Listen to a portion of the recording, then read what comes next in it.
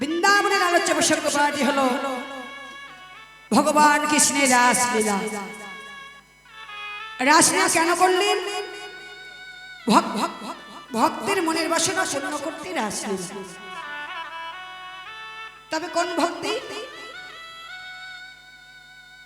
ত্রেতা যুগের কথা। ত্রেতা যুগে যেই দিন রামচন্দ্র সীতা দেবীকে সঙ্গে করে ভাই লঙ্কনকে সঙ্গে নিয়ে বনবাসে যাচ্ছে, যেতে যেতে বনের মধ্যে সীতা দেবীর পায়ে কাটা বিঁধে গেল। অমনি প্রভু রামচন্দ্র সীতা দেবীকে কাঁধে তুলে নিলেন।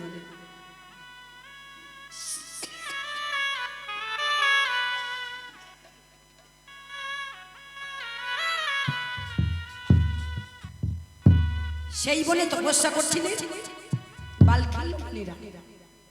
ওমা, আমরা তো একটা রাত দুটা রাত জাগতে পারি না, হরিনাম শুনতে পারি না।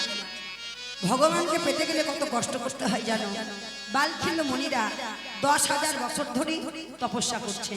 কোথায়? গাছের ডালে। তবে কেমন করি? নিচু দিকে মাথা, উপর দিকে পা। 10,000 বছর ধরে তপস্যা করছে বালখাল মুনিরা। নিচু দিকে মাথা, উপর দিকে পা, তবু মাটিতে নয়, গাছের ডালে। এমন সময় বালখাল মুনিরা দর্শন করে বলে উঠলেন, হে রামচন্দ্র, আজ সীতার মতো যদি নারী জন্ম দিতে, আমাদের মনে বড় বাসনা, তোমাকে স্বামী রূপে পেতাম, স্বামীর ভজনা করতাম। সেই দিন বললেন রামচন্দ্র, তথাস্তু, তোমাদের মনের বাসনা পূর্ণ হবে। তবে এই যুগে নয়, আগত দাপর যুগে আমি হব কৃষ্ণ আর তোমরা হবে গোপী। যেই দিন শারদীয় পূর্ণিমা রাতে রাসলীলা করব, সেই দিন তোমাদের মনের বাসনা পূর্ণ হবে। কত প্রকার গোপী? 3 প্রকার গোপী। সাধন সিদ্ধা, কৃপা সিদ্ধা, নিত্য সিদ্ধা। কত গোপী? 16 সহস্র অষ্টগোপী। 16 সহস্র অষ্টগোপী নিয়ে রাসলীলা। 3 প্রকার গোপী, সাধন সিদ্ধা, কৃপা সিদ্ধা, নিত্য সিদ্ধা।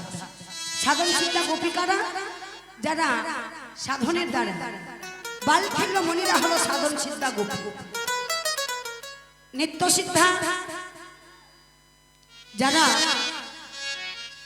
নীতি নীতি ভজনা করতেন, আমার কুমারী মেয়েরা বৃন্দাবনে, তারা হলো নিত্য সিদ্ধা। আর কৃপা সিদ্ধা যেই মণিপতিগণ অন্ন ভিক্ষা দিলেন, অন্ন ভিক্ষা দিলেন না গোবিন্দের সেবার জন্য, সেই মণিপতিগণ হলেন কৃপা সিদ্ধা। 3 প্রকার গোপী।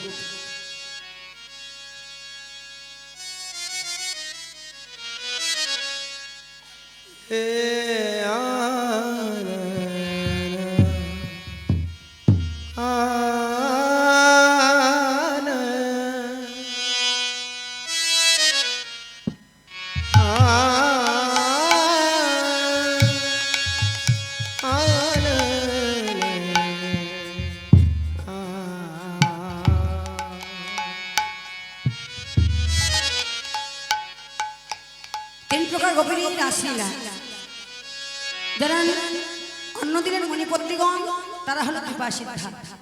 কত বছর বয়সে রাসলীলা করেছেন বাবা? 8 বছর বয়সে রাসলীলা, 8 বছর বয়সে বস্ত্রহরণ, 8 বছর বয়সে কালীয়দমন, 8 বছর বয়সে 3টি লীলা করেছেন। তবে ভগবানের উদ্দেশ্য রাসলীলা করার, ভক্তের মনের বাসনা পূর্ণ করতে আর ভক্তের অহংকারকে চূর্ণ করতে। ভগবান সব সইতে পারে, সব সইতে পারে, সইতে পারে না ভক্তের অহংকার, সইতে পারে না ভক্তের নয়নের জল। ভক্তের অহংকার, ভক্তের নয়নের জল। তবে কোন অহংকার? কামদেবের অহংকার চূর্ণ করতে রাসলীলা। পৃথিবী যখন সৃষ্টি হলো,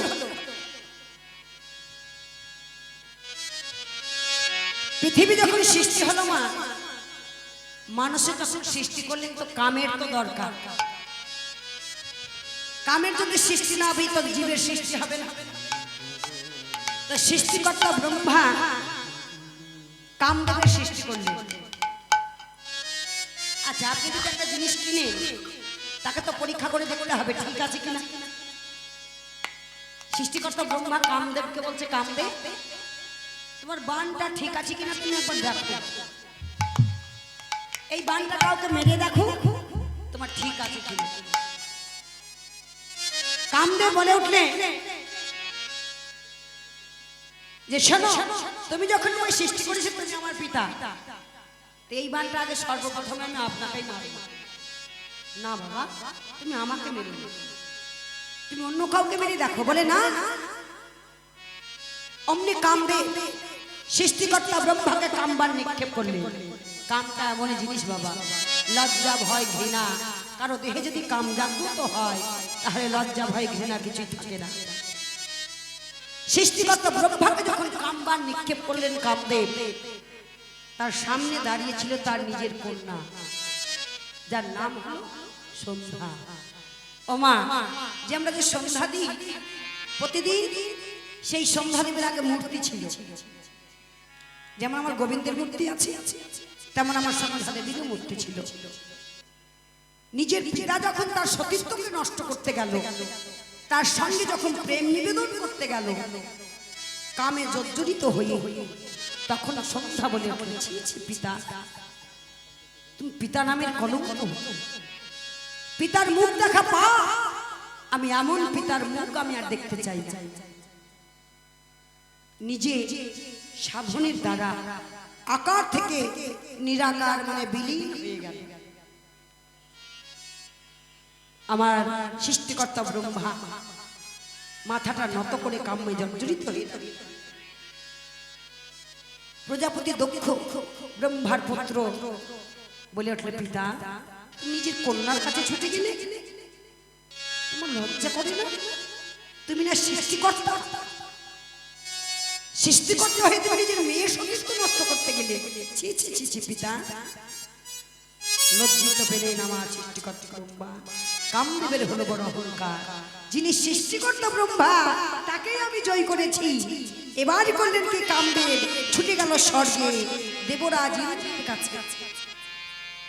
দেবরাজ ইন্দ্রকে যখন কামবান নিক্ষেপ করলেন, দেবরাজ ইন্দ্র কামে জর্জরিত হয়ে হরণ করলেন গুরুপত্নীকে। গুরুপত্নীকে গৌতম মুনির স্ত্রী অহল্যা দেবী। সেই গৌতম মুনির স্ত্রীকে আপন গুরুদেবের রূপ ধারণ করে অহল্যার সতীত্ব নষ্ট করলেন। আরো তার কামদেবের অহংকার বেড়ে গেল, যে ইন্দ্র তাকে আমি লাভ করে জয় করেছি। ছুটে চললেন কৈলাসে দেবাদেব মহাদেবের কাছে। মহাদেবকে যখন কামবান নিক্ষেপ করলেন, ছাই ভস্য গায়ে মাখে শ্মশানে পড়ে থাকে। কিচনিদের তখন সঙ্গ করে, ভূত প্রেত পিশাচের সঙ্গ করে আমার সৃষ্টিকর্তা ব্রহ্মা না ভোলানাথ মহেশ্বর। তার হলো বড় অহংকার, স্বর্গমর্ত পাতাল কৈলাস আমি সকলকেই জয় করেছি, শুধু বাকি আছে বৃন্দাবন। বৃন্দাবনের কৃষ্ণ নাকি নিষ্কাম, সে 16 সহস্র অষ্টগোপী নিয়ে রাসলীলা করবে। আমি সেখানে যাব, সেখানে গিয়ে তাকে কামবান নিক্ষেপ করে তাকে কামে জর্জরিত করব। ভগবান বলে, এসো আজ তোমার অহংকারকে চূর্ণ করতে আমি করব রাসলীলা। তাই আমার ভগবান কৃষ্ণ আমার কামদেবের অহংকার চূর্ণ করতে আর ভক্তের মনের বাসনা পূর্ণ করতে করলেন রাসলীলা। কতদিন থেকে রাসলীলা চলছে? মাঝে সত্য ত্রেতা দাপর কলি, এই 4 যুগ জানি। এই 4টি যুগ নিয়ে হলে একটা দিব্য যুগ। 71 দিব্য যুগে 1 মনন্তর, 14 মনন্তরে হলো আমার ব্রহ্মার দিবস ভিতর। এতদিন থেকে রাসলীলা চলছে। কোথায়? যারা গুরুচরণ আশ্রয় করেছে, আপন আপন গুরুর কাছে জানবে। দীক্ষা গুরু চরণ হইতে শিক্ষা গুরু চরণে গেলে জানা যাবে। আমাদের দেহের মধ্যে অহরহ রসি বাজছে, কিন্তু আমরা শুনতে পাচ্ছি না। যেই দিনে শুনতে পাবো যেদিন শুনতে পাবো এই দেহটা মাটিতে পড়ে থাকবে, মাটিতে পড়ে থাকবে, আত্মাটা বেরিয়ে দিয়ে গোবিন্দের কাছে মিলিত হয়ে যাবে, সেই দিন হবে রাসলীলা। আত্মা পরমাত্মার মিলন তাহাই রাসলীলা, ভক্ত ভগবানের মিলন তাহাই হলো রাসলীলা। রাধা গোবিন্দের যুগল মিলন তাহাই রাসলীলা। আত্মা হলো রাধা, পরমাত্মা হলো গোবিন্দ, আত্মা পরমাত্মার মিলন তাহাই রাসলীলা। রাসে কোনো নৃত্য নাই বাবা, রাসে কোনো নৃত্য নাই। সেইভাবে যদি রাস করা যায় কেউ শুনবে না, বলে শুধু দাঁড়িয়ে থাকলো আর কীর্তনিয়া খালি কেঁদেই গেল কেঁদেই গেল। রাসে কোনো নৃত্য নাই গোমা, নৃত্য করতে হয় ভক্তের মনোরঞ্জনের জন্য, বহির্জগতের ভক্তের জন্য নৃত্য করতে হয়। আত্মা পরমাত্মা, তারপরে হবে কুঞ্জভঙ্গ, তাই না? রাত্রি শেষ হলে কুঞ্জভঙ্গ হবে। তো অন্তর্জগতের কথা, দেহ থেকে আত্মাটা গিয়ে যখন পরমাত্মার সঙ্গে মিলিত হবে, তো দেহটা কি আর থাকবে? মাটিতে পড়ে থাকবে। তারপরে কুঞ্জভঙ্গ কোথায় হবে? শ্মশানে গিয়ে দেহ কুঞ্জভঙ্গের পালা সমাপ্ত হবে। তো অন্তর্জগতের রাসলীলা, সেই রাসলীলা কোনো নৃত্য না, কিন্তু এই বহির্জগতে নৃত্য করতে হয়। তাই চলো, আমার গোবিন্দ 8 বছর বয়সে রাসলীলা করেছে। তো মা নন্দরানী একা কৃষ্ণ তো একা সন্তান, দেখবেন যে মায়ের একটা ছেলে সে মায়ের বড় ভাই। তোমার কানাই কি বলছে? কানাই শোন শোন, আই তো বাবা ঘুম যা। এবার কি করেছেন মা নন্দরানী? আমার কৃষ্ণ ঘুম দিচ্ছে, ঘুম দিচ্ছে মা নন্দরানী, আর কৃষ্ণ ঘুমাচ্ছে।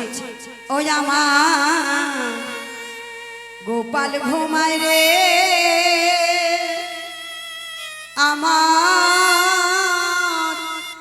জাদু ঘুমায় রে, গোপাল ঘুমায় রে, আমার জাদু ঘুমায় রে, আমার গোপাল ঘুমায় রে, আমার জাদু ঘুমায় রে, গোপাল ঘুমায় রে, আমার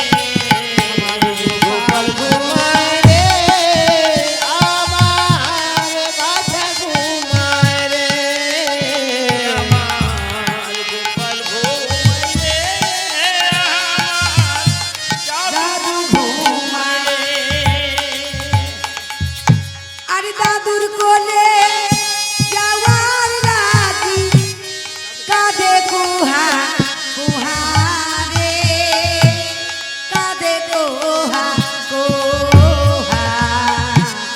গোপাল ঘুমায় রে, ওদিকে দেখ। জাদু ঘুমায় রে আমার, গোপাল ঘুমায় রে আমার, বাছা ঘুমায় রে আমার, গোপাল ঘুমায় রে আমার, জাদু ঘুমায় রে। আর তুমি যদি যাবে ঘুম কিনে দেব ঘোড়া রে, কিনে দেব ঘোড়া। গোপাল ঘুমায় ঘুমায় রে আমার, জাদু ঘুমায় রে আমার, গোপাল ঘুমায় রে উলাধনি উলাধনি উলাধনি। রে আমার, জাদু ঘুমায় রে আমার, গোপাল ঘুমায় রে। ওরে ঘুমারে ঘুমারে গোপাল, ওরে চাঁদের কোনা,